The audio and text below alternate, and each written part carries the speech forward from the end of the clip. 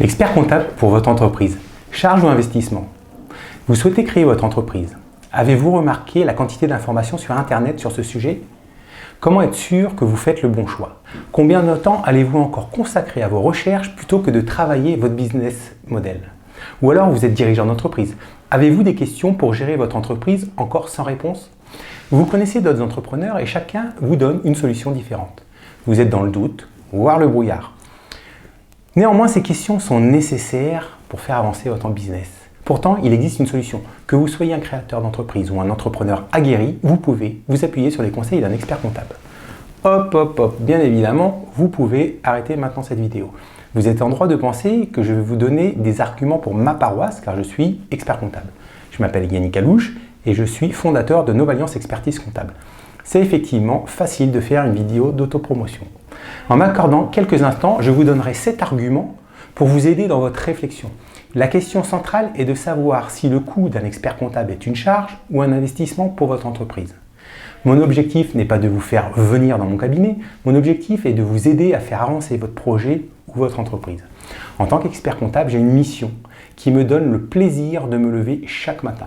Je conseille des entreprises pour qu'elles se développent, ainsi elles créent de l'économie pour notre pays. Des millions de familles vivent des moments joyeux parce que plusieurs entrepreneurs ont osé créer ou reprendre une entreprise qui ont embauché ces familles. J'ai de l'admiration pour eux. Revenons à cette question centrale. Le coût d'un expert comptable est une charge ou un investissement pour votre entreprise? Vous le savez, selon votre état d'esprit ou votre biais d'écoute de cette vidéo, vous partirez avec un a priori ou non. Donnez-vous encore la possibilité de faire les bons choix. En effet, selon la conclusion à ces arguments, soit vous considérez que c'est une charge et la question subsidiaire sera « est-ce nécessaire ou obligatoire pour vous ?» soit vous considérez que c'est un investissement et votre obsession sera de vous demander comment vous allez le rentabiliser. Commençons par le premier argument. Vous êtes créateur d'entreprise. Le choix du statut juridique. Combien d'impôts allez-vous payer? Comment faire mon business plan sont des questions fréquentes. Internet et YouTube apporteront un début de réponse. Cependant, la réponse à ces questions est à personnaliser. Par exemple, lorsque j'accompagne un créateur, je m'intéresse à son environnement familial, à son patrimoine, afin de le protéger d'une potentielle future faillite. Le choix de la fiscalité applicable dépendra du foyer fiscal du créateur. Dernièrement, une personne voulait créer une société pour vendre sa production de couture sur Internet. Après réflexion et argumentation, j'ai expliqué qu'il n'était pas opportun au regard du volume d'activité envisagé de créer une société. En restant une entreprise individuelle, ses potentielles pertes liées au démarrage seraient déduites des revenus du foyer fiscal.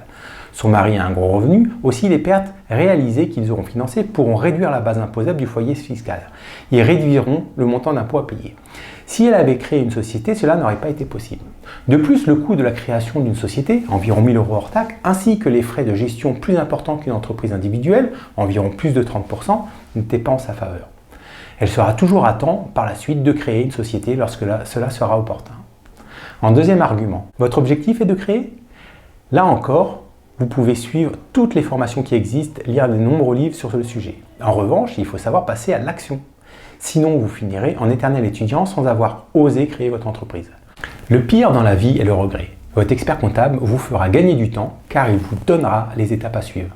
Vous avancerez tel un méditant sur des pas japonais. Votre sérénité vous assurera un focus sur votre projet. Vous maîtrisez le timing.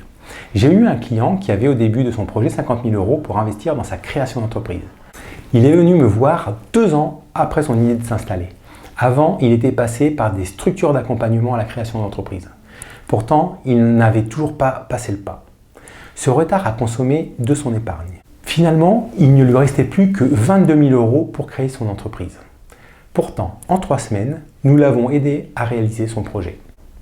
En troisième argument, vous êtes dirigeant d'entreprise. Vous souhaitez investir dans une nouvelle machine. Quelles sont les conséquences sur les finances de votre entreprise? Vous le sentez bien? C'est probable que cela soit rentable? Reconnaissez que si l'investissement est de 1 000 € ou s'il est de plus de 100 000 €, votre sentiment doit être vérifié et quantifié. Il n'y a pas que l'investissement direct qui sera impacté. L'augmentation du stock pour produire plus ou encore, puisque les ventes augmenteront, le montant des créances clients augmenteront également, l'impact sur votre besoin en fonds de roulement est à considérer. En effet, il peut vous mettre en difficulté si vous ne le financez pas. Votre expert comptable vous aidera dans le choix réaliser ou non cet investissement. Un bon calcul vaut mieux qu'un bon pressentiment.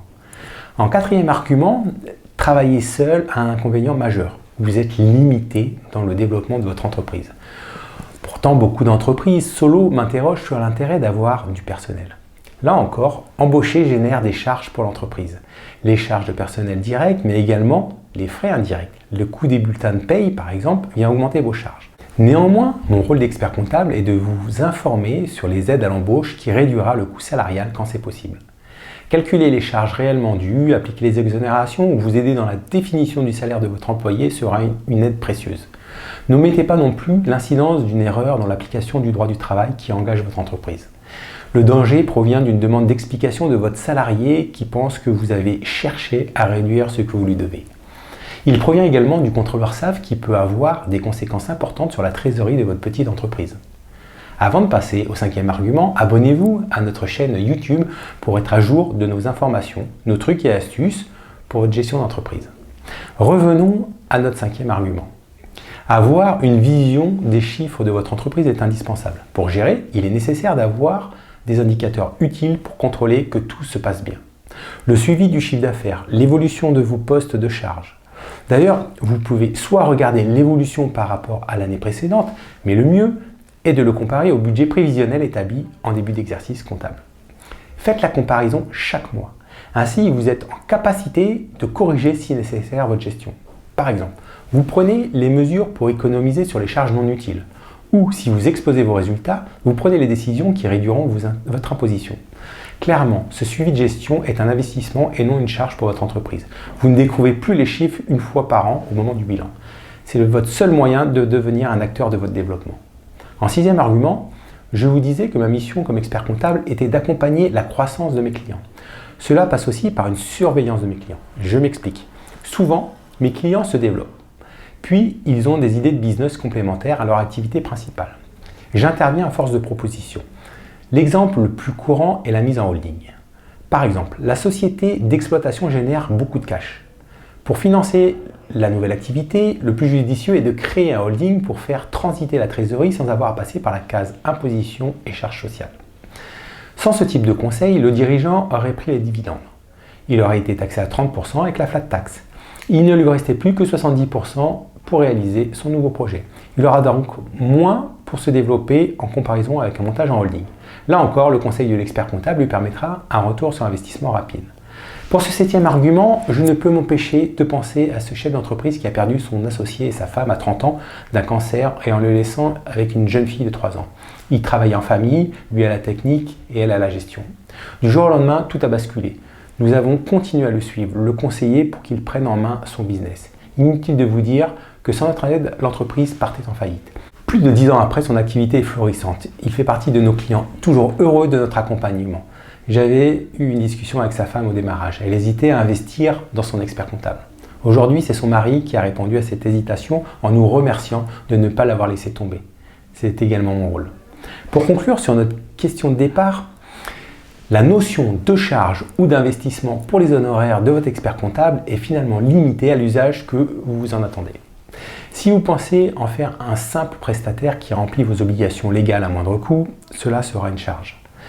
Ce n'est pas péjoratif, il remplira ce rôle, mais vous passerez sûrement à côté d'une somme d'expérience utile pour le développement de votre entreprise. Si au contraire, vous nouez une complicité, une interaction avec lui et son équipe, vous profitez de son savoir, son réseau et ses compétences. Laissez-moi un pouce bleu si vous avez apprécié cette vidéo et n'hésitez pas à partager pour aider d'autres entrepreneurs. À bientôt pour une nouvelle vidéo.